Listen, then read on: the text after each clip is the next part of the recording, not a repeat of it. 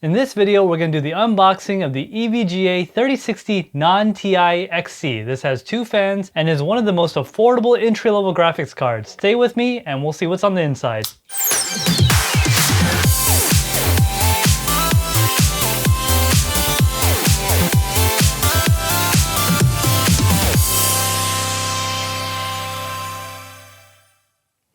Alright, so we're just going to do the little cutty cut right here. Okay, so we just opened it. We'll see some bubble wrap. Is there anything in the box? Yep. So this is just the box. Looks like we got a EVGA installation guide just in case you don't know how to install a GPU. I'm assuming this will tell you how to do such a thing. And what do we got here? We got a 20% off EVGA capture card. Being that this is an entry-level GPU, it retails for about $389. You are fake news. Which is, you know, not a bad deal considering the current market. So let's see what's inside here. So it definitely doesn't have the nice big foam packaging like on the bigger GPUs because, you know, it is an entry-level one, so probably much smaller too. This appears to be, yeah, it's just wrapped in foam. Try to gingerly take this off. And there's the GPU. Wow, this thing is tiny. This would definitely fit in really well in a small form factor case. This is how it looks from the side. It is only a 2-slot design, it appears. 1 8-pin, that's nice. We got the 2 fans on here. Got a nice PCIe slot cover. And let's do the peel, all right? Let's see if we can do this in one shot. All right, I think I did it in one shot. This is the EVGA 3060 XC. This is basically all it is right here. It's this little tiny card.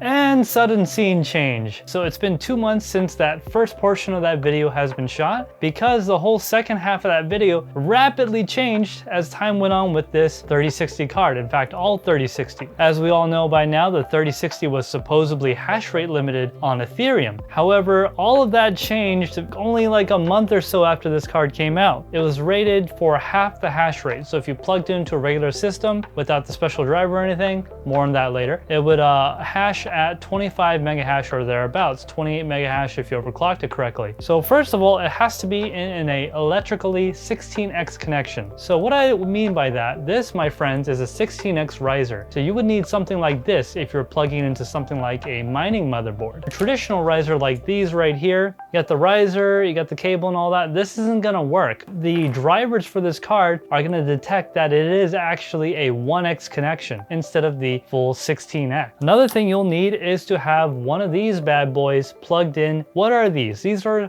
headless HDMI, and this is DisplayPort. What it allows is it allows your video card to output a monitor signal. That way, if you were like remote into the rig or something like that, the screen resolution would be in full resolution and it wouldn't be like the 640 by 80 or whatever. It looks horrible. The other thing is you also need the 470.05 driver. Without that driver, it will not hash at the full hash rate, which is between 47 and 50 mega hash. There are some cases where people have gotten more, but that's pretty rare. Most of these GPUs all hash around the same rate. As with all other cards, they will all be within 5 to 10% of each other at the most, like the very most. Now remember guys, the hash rate limiter is only for Ethereum. You can mine any other coin just fine on this thing. I actually have a super detailed video, it's a live stream on how we bypass the hash rate on this. I actually show you guys live how I did everything. I'll have that linked up right here if you want to check out the other live stream we did recently where we talk about running this on Hive OS and unlocking 3/4 of the hash rate. That video will be right up here. So in summary guys, in order to unlock the full hash rate on this EVGA 3060, you're going to need the following: a 16x electrically connected PCIe slot